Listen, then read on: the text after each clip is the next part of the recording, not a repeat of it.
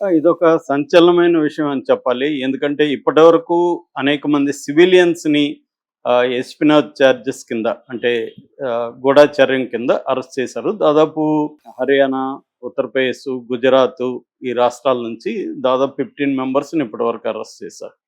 జ్యోతి Malhotra YouTuber ఆమెది very popular అయింది. ఆమెది ఇటీవలనే ఒక స్కాటిస్ట్ స్కాట్లాండ్ టూరిస్టు వీడియో కూడా బయటకొచ్చింది. ఆ వీడియోలో ఆయన కూడా పాకిస్తాన్ వెళ్ళినప్పుడు ఆ అమ్మాయి తన్ని ఇంటర్వ్యూ చేసింది. ఆ తర్వాత ఈ అమ్మాయికి దాదాపు ఒక 5 మంది AK-47 లాంటి గన్స్ పట్టుకొని ఈ అమ్మాయికి బాడీ గార్డులుగా వెళ్తున్నారు. అది చూసి అతనే ఆశ్చర్యపోయి ఆ వీడియోలో చెప్పాడు.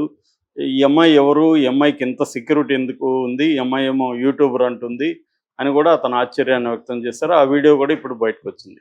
సో క్లియర్‌గా ఆ అమ్మాయి పాకిస్తాన్‌కి ఏజెంట్‌గా పనిచేస్తుందని తెలిసింది. సో అలాగా సివిలియన్స్ ఉన్నారు. ఇప్పటివరకు ఒక ఎయిర్ ఫోర్స్‌కి సంబంధించిన ఇండియన్ ఎయిర్ ఫోర్స్ కార్పొరల్‌ని కూడా ఒకరిని అరెస్ట్ చేశారు.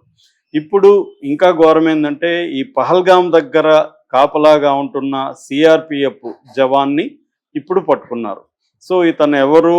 ఇతన్ని పాకిస్తాన్ ఎలా ట్రాప్ చేసింది? ఇతను పాకిస్తాన్‌కి ఎప్పటినుంచి పనిచేస్తున్నాడు? తర్వాత ఎలాంటి ఇన్ఫర్మేషన్ ఇచ్చాడు? తర్వాత ఇతన్ని ఎలా పట్టుకున్నారు? ఇప్పుడు ఇతని దగ్గర నుంచి ఎలాంటి ఇన్ఫర్మేషన్ మన Indian investigative agency NIA national investigating agency ఎలాంటి నిజాల్ని రాబట్టింది? ఇంకెవరెవరు ఉండొచ్చు? ఈ విషయాల గురించి మనం మాట్లాడుకుందాం. ఇతని పేరు మోతీరామ్ జాట్. ఇతను రాజస్థాన్‌కి సంబంధించిన వాడు. ఇతను వచ్చి సిఆర్పిఎఫ్ అంటే సెంట్రల్ రిజర్వ్ పోలీస్ ఫోర్స్. ఇది 1939లో ఏర్పడింది. 1939లో బ్రిటిష్ కాలంలో దీన్ని క్రౌన్ రిప్రజెంటేటివ్ పోలీస్ అని చెప్పేవాళ్ళు. దాని తర్వాత 1949 డిసెంబర్ 28న ఇది CRPF సెంట్రల్ రిజర్వ్ పోలీస్ ఫోర్స్గా పేరు మార్చారు. ఇది మామూలుగా వీళ్ళ డ్యూటీస్ ఏంటంటే ప్రధానంగా ఇది ఇంటర్నల్ సెక్యూరిటీ చూస్తారు. ఇది హోమ్ మినిస్ట్రీ ఆఫ్ అఫైర్స్ దగ్గర ఉంటుందన్నమాట ఈ శాఖ.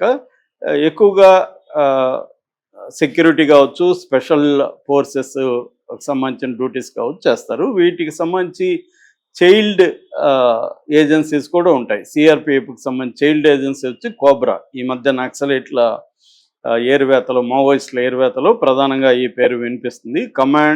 Commando battalion for resolute యాక్షన్ని cobra అంటారు. అట్లాగే RAF rapid action force, special duty force, security ఇవన్నీ కూడా CRPF ప్రొవైడ్ చేస్తుంది. ఇప్పటికీ మన దేశంలో CRPF మొత్తం 3,13,634 మంది ఉన్నారు. వీళ్ళకి సంవత్సరానికి బడ్జెట్ 35,147.17 crores అనమాట. అంటే 35,000 కోట్లు యాన్యువల్ బడ్జెట్ ఈ CRPFకి. సో ఇంత ఇంపార్టెంట్ ఫోర్స్ అనమాట ఇది. ఈ CRPFలో ఇతను 116వ బెటాలియన్కి సంబంధించిన వ్యక్తి. మామూలుగా ఇతను ASIగా పనిచేస్తున్నాడు. అసిస్టెంట్ సబ్ ఇన్స్పెక్టర్ ర్యాంక్ అనమాట. ఈ ర్యాంక్ వాళ్ళకి శాలరీస్ స్టార్టింగ్ శాలరీ 29,200తో స్టార్ట్ అవుతుంది జాయిన్ అవగానే.